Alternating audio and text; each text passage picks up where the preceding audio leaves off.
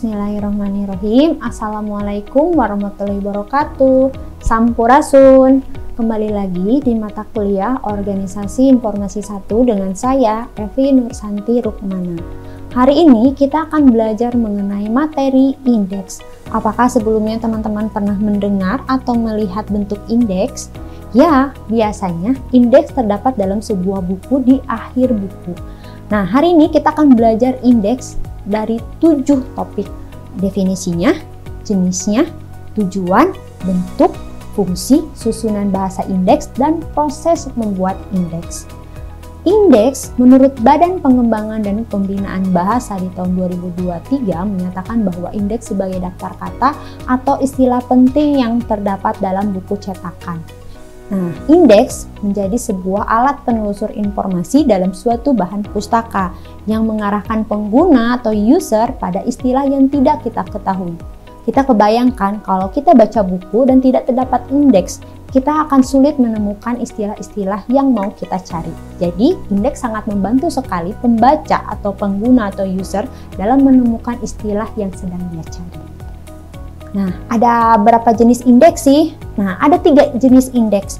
Yang pertama itu indeks buku. Nah, indeks buku terdapat dalam biasanya mengindeks dari satu buku yang berisi dari kumpulan buku atau katalog buku. Kemudian yang kedua adalah indeks majalah. Jadi ada sebuah majalah. Majalah itu kan terdiri dari berbagai jenis artikel. Kemudian kita buatkan kata-kata benda dari indeks dalam majalah tersebut. Yang ketiga, yang sering mungkin teman-teman buat adalah ketika membuat karya ilmiah adalah indeks dari artikel ilmiah. Bisa dari jurnal, laporan akhir, skripsi, tesis, atau disertasi. Kemudian teman-teman membuatkan indeks atau pilih kata-kata benda yang mewakili dari informasi dari penelitian tersebut. Itu adalah 3 jenis indeks. Kemudian, untuk apa sih pustakawan membuat indeks? Yang pertama, memudahkan pengguna dalam merujuk informasi yang dibutuhkan. Kedua, agar pengguna tidak perlu membaca semua isi buku. Dan yang ketiga, supaya pengguna dapat menemukan di mana informasi yang dicari itu berada. Jadi, intinya, indeks itu adalah membantu pengguna atau user menemukan dengan cepat istilah yang dia sedang cari dari informasi yang dia butuhkan. Nah, bentuk indeksnya itu ada 2, tercetak atau manual atau yang sudah menggunakan teknologi, misalnya berbasis data, berupa CD, dan lainnya.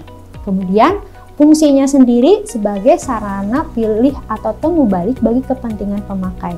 Kaitannya dengan retrieval information, indeks itu menjadi salah sebuah alat senjata untuk menemukan lebih cepat informasi yang sedang dicari oleh si pengguna. Susunan bahasa indeks itu ada 3. Yang pertama, bahasa alami. Bahasa alami itu bahasa yang memang diambil dari pengarang aslinya.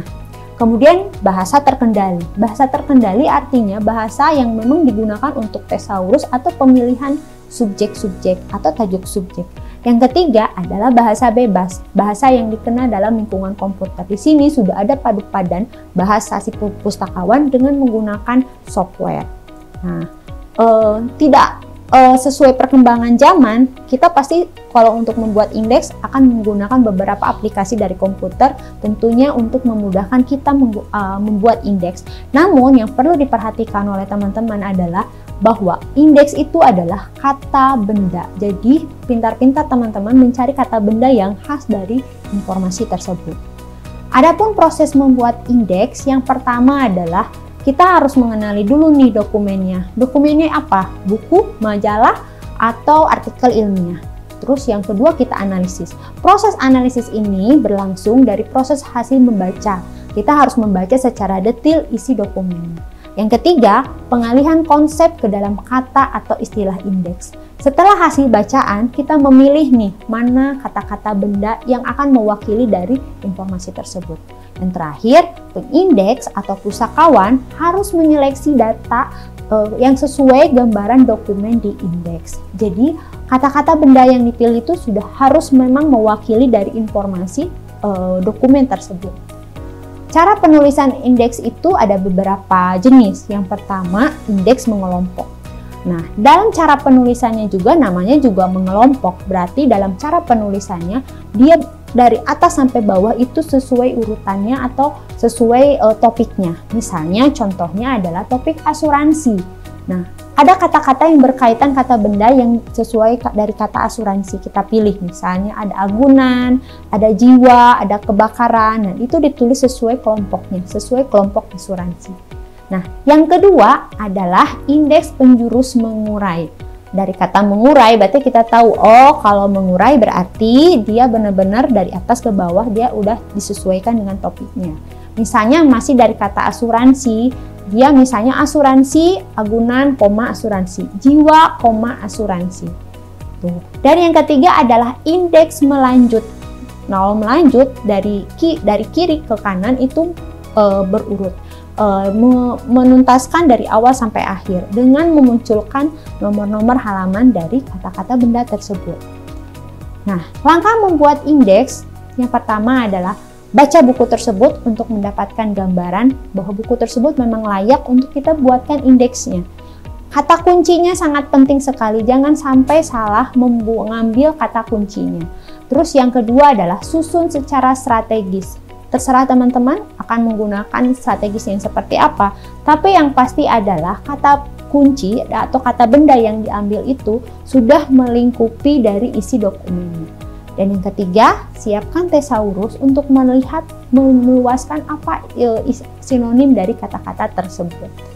Nah, seperti itu. Semoga teman-teman dapat memahami materi indeks ini dan siap-siap ya, kita akan praktek indeks di Laboratorium Pengolahan Informasi. Terima kasih.